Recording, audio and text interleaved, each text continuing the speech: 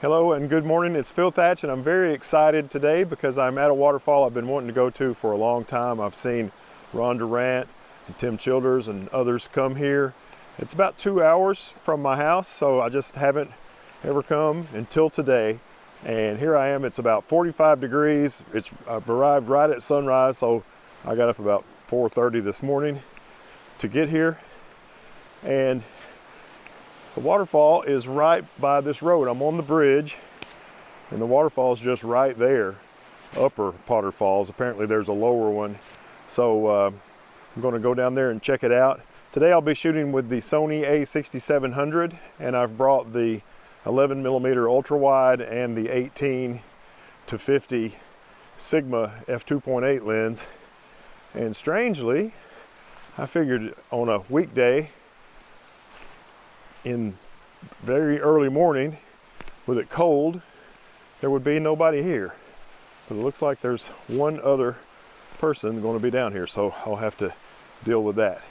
I usually prefer to be alone at my waterfalls, so I'm going to hike down here and get started. So one of the biggest challenges of this waterfall is the bridge that I was on in the previous clip in the background, and how to either make that look good or keep it out of the frame at all. And I've started out with a shot from right over here, kind of looking at the waterfall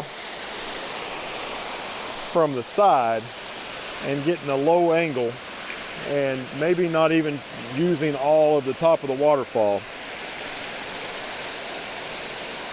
So I made my first shot from here at a half a second, f6.3, right about 35 or 36 millimeters on the Sigma 18 to 50, and of course using the Maven circular polarizer filter. I think it's pretty good and I'm going to keep working. I have a couple of slightly different compositions from that first area, and this is the one that I described in the video clip we just watched. And the next one, the camera's in just a slightly different position, and I'm at 25 millimeters and I'm looking down a little bit. Some of the top of the waterfall's cut off. I used the polarizer, but I didn't completely polarize everything out. I left some sheen on the rocks. I've come to the right just a little bit and gotten my camera even lower down. And from the angle where my camera is, you can't see the bridge, but you can see this fallen, it's not fallen, but laid over tree that goes all the way out. And I made a shot here, f6.3, a little bit more than half a second, ISO 100, 18 millimeters with the polarizer, 2-second timer. In a lot of ways, the side view of this waterfall is actually prettier than looking straight at it. And that's not just because the bridge is not in this shot, it's just, it seems to really be attractive the way the water comes out over the edge of the little cliffs.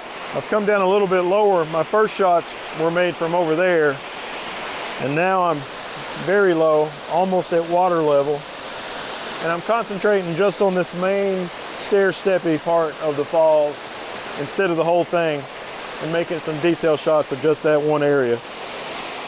I have a couple of compositions of detail shots of the left-hand side of the waterfall that I made from that spot, but I didn't document this next shot, and it might be my favorite shot of the entire day. Really, really love the way this one turned out. You can see the way those little areas that the water's coming off of stick out, and it leaves like a little dry area almost beneath it. I just love this shot. And then here's one more slightly different detail shot looking straight at the left-hand side of Upper Potters Falls. I've come back around to kind of the middle, maybe still a little bit to the left. And I'm trying to get a composition with these trees, these gnarly trees as a foreground interest that are just growing in all sorts of strange patterns. No straight up normal treeness here. And I don't know, man, it's been tough to get a composition, but I've got one that I kind of like. It is 18 millimeters, f11 to try to get enough depth of field where the trees are sharp in focus and the waterfall's at least pretty close to in focus. And I put the 3-stop neutral density filter on for a 15-second shot to try to smooth this pool out on the right. And it's pretty cool. I don't know, there's still a lot of bridge in the background that I'll have to crop out. So I don't know, but other than the bridge back there, I kind of like this shot. Those are some interesting looking trees. I wonder how they came to grow in such an odd way, but I sure am glad they did, because it does make for a beautiful photograph. And also with this 15-second shot, I've got some bubbles in the water making streaks, as well as the waterfall in the background that looks pretty nice. I decided to try that same composition, except for instead of with the 18mm end of the 18 to 50, I decided to put the ultra wide. That's an 11mm, 16.5mm full frame equivalent. And I'm using the same setup. Only thing different is I decided to go for a longer exposure. I went for 25 seconds this time, so let's take a look at that one too. I used the entire width of this ultra wide shot, and I really like the way it turned out, but I had to crop more off of the top and more off of the bottom, so you get this really ultra wide panorama looking shot here, and you can see much more to the left of the waterfall, including another gnarly looking tree, and more to the right of the waterfall, and you see lots and lots of streaky bubbles in this 25-second shot. I'm pretty happy with it.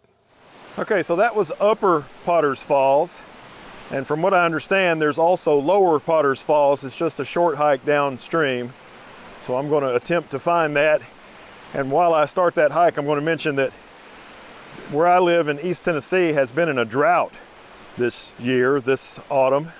And usually I call autumn, I call it waterfall season, and I try to get out to as many waterfalls as I can during fall color. Well, fall color is way past its peak now, and I really haven't been to any waterfalls.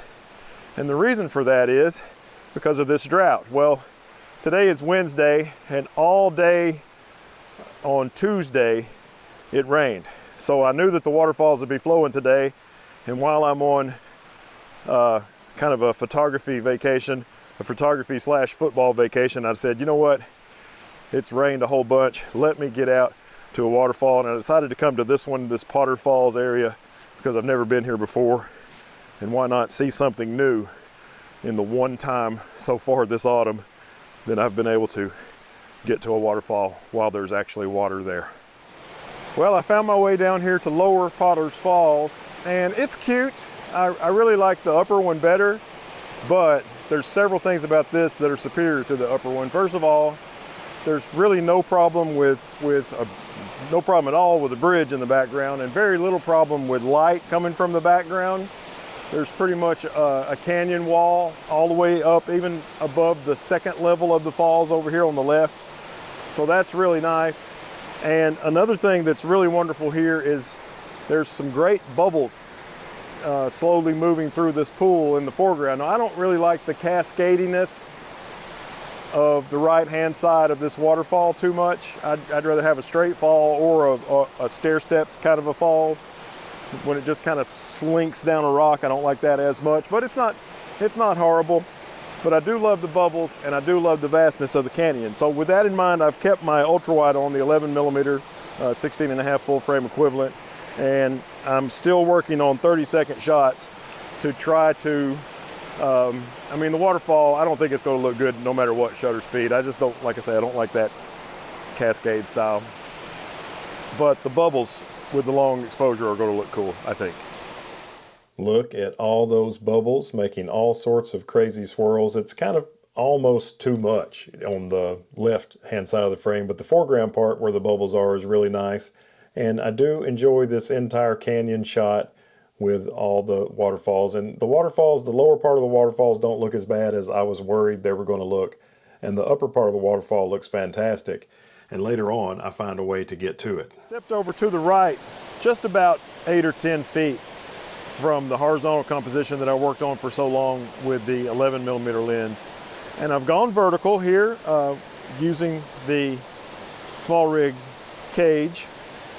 And I hate to shoot vertical because I'm on YouTube, my canvas is YouTube, and YouTube's canvas is horizontal.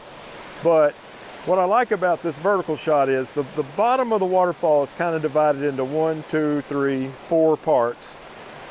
And the two on the right are not the best. But on the left, those two parts have a nice waterfall directly behind them, and most of the bubbles in the foreground are from the left. So I'm doing a vertical shot and just concentrating on the upper waterfall, the upper part of Lower Potter's Falls. and the bottom part of Lower Potter's Falls, and all the bubbles, which should be coming to a certain extent right towards the camera. So I'm still doing the 6-stop Maven and the circular polarizer and 30 seconds. Here's the vertical shot. I did crop it to 4x5 instead of 2x3, so it's not quite as vertical, but it still looks okay. Not my favorite shot of the day, but not horrible either. I made a horizontal shot from this spot as well, and this time I concentrated on the first, second, and third of the 4 parts of Lower Potter's Falls, which also gave me the bubbles and the upper part of Lower Potter's Falls. So here I am back shooting vertical, this time with the Sigma lens, concentrating on 3 of the 4 spills in Lower Potter's Falls, and it turned out fairly good. But I think my favorite shot, where I wasn't concentrating on the entire waterfall, was this 39.6mm shot, where I have the rear upper part of the waterfall drawn in with a little bit of compression, and then 2 of the 4 lower parts of the waterfall in the shot. I thought I was done. I had packed up my gear and was leaving after shooting from down there at what I call Lower Potter's Falls. And then as I hiked back up the trail, I realized that you could access this upper part of Lower Potter's Falls. And so I've come over here and I've gotten my camera really low, making some shots just right around 18mm of this little double cascade. Pretty awesome. I'm using the circular polarizer, but nothing else. This falls won't look good with an extremely long exposure. Just half a second or less is probably good here. I attempted a number of compositions from this area. In this first one, I'm pretty close and at 20mm and really low on the upper part of Lower Potter's Falls, like the way this one turned out. I tell you, this shot from under this little shelf, looking over to the right at Lower Potter's Falls, I think it might be my favorite shot of the day. In this second composition from there, I've moved the camera back a few feet and zoomed in to 24mm and made this shot. I also have some leaves in the foreground now that I think add a little something to it, so it's pretty cool. I even put on the ultra wide for just a moment and made a couple of shots with the 11mm. With the ultra wide on the camera, I moved back closer to the waterfall because it still gives me a wider view than the other lens did further back. And I had the camera raised up a little bit as well. And this one's okay too. There's a lot of ways to photograph Lower Potter Falls. It's official. I love this place. Potter's Falls is awesome. I'm so glad I finally got here, and especially happy that I was able to come here the day after a major rain so that it was flowing good. Just really thrilled with it. I hope you enjoyed this, and if you did, give me a thumbs up, maybe subscribe and hit the bell if you want to see some more stuff like this. Potter's Falls is easy to find. I mean, you can just type Potter's Falls into Google Map and it comes right up. And like I say, the walk from where you park near the bridge to the 2 or 3, depending on how you count it, waterfalls is very, very short. So this is definitely worth it if you like to do landscape and waterfall photography. I don't know what it looks like if it hasn't just rained, but I imagine I might have caught it at the perfect time. A full day of hard and continuous rain, and then it stopped at about 5 o'clock yesterday, and it went overnight with no rain, and then this morning I got here right at sunrise, and I think the flow might have been absolutely perfect. But I'm sure it's pretty even with higher flow than this or with a little bit lower. But anyway, I hope you enjoyed it, and thanks a bunch. And as always, I look forward to seeing you in the next one. Bye-bye from Potter's Falls in East Tennessee.